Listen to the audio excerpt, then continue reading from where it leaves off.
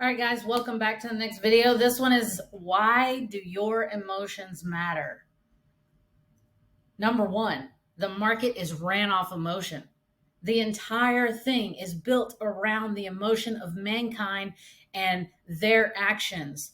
They literally know that they can dump something here or buy something there. They can put a tweet out here. They can make a news report there. They can, talk about this country here or there. They can go on and do an interview and, everybody have a fucking massive panic attack about whatever that fucking fake news was that drove the market. And then you run off in emotion to go do something based off of what they said is going to happen.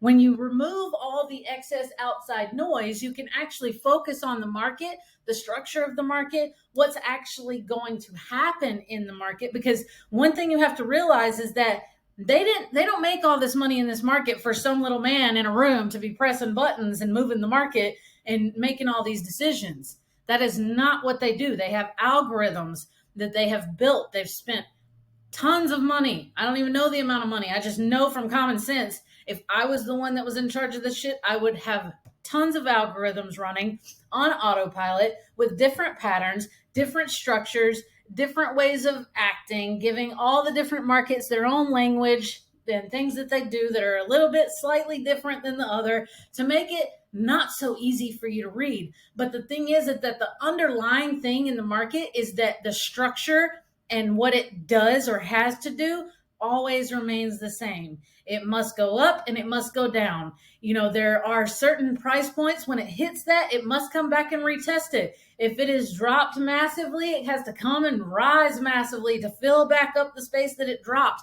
If the market is going in one direction and you think, oh, it's going to keep going that direction, well, I'm going to tell you right now, if you invert it, look at it upside down and backwards, basically, you're going to see that it's actually forming the structure that it has to pass back through. Like, focus on what the market actually does, not what everything else is telling you. And also focus on your emotional control.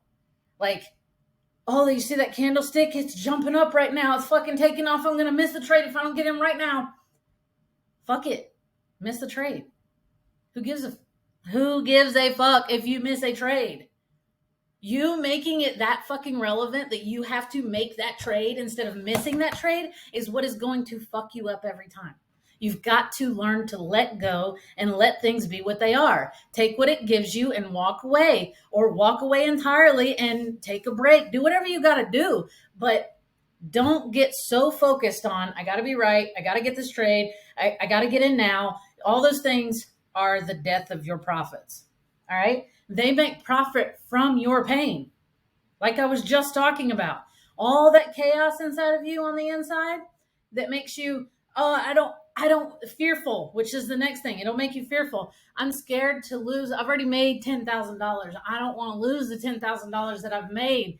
So then you start second guessing your trades. You start getting in at different times or different places. You start putting tighter stop losses because you don't want the loss to be so big. And guess what happens? You get into a rut that is a consistent, consecutive loss streak that follows anything that you had done because you let fear take over. Now they're capitalizing off of your pain. You miss the trades. They don't. They don't miss these trades. You miss the profits. They don't.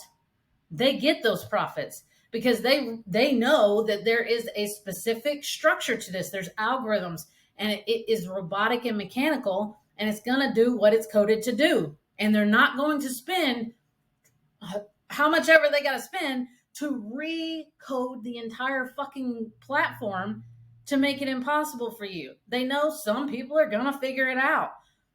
And the people that tend to figure out how to become profitable in this is the ones that control their emotions in all of this, who remain calm, who have rules.